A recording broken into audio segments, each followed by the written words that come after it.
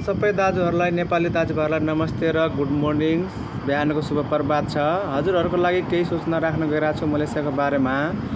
हजुरहरू जतिजना पनि मलेसिया आउन चाहिराख्नु भएको छ नि, सबभन्दा पहिला त तपाईँहरूले के गर्नु भन्दाखेरि मलेसियामा आउनु चाहने दाजुभाइहरूले तपाईँहरूको कोही आफन्त, कोही साथीभाइ होला मलेसियामा, कुन कम्पनीमा आउनु चाहिराख्नु भएको छ त्यो कम्पनीको बारेमा बुझ्नु होला।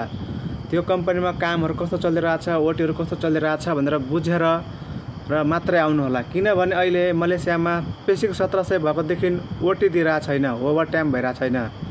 त्यसैले हजुरहरूले बुझेर आउनु होला र मेन पावरले जति त्यो पैसा लगान लिइरहेछ नि हजुरहरूकोसँग 4 लाख 3.5 लाख लिन्छ नि 1700 बेसी भएको छ भनेर, त्यो सरासर गलत हो।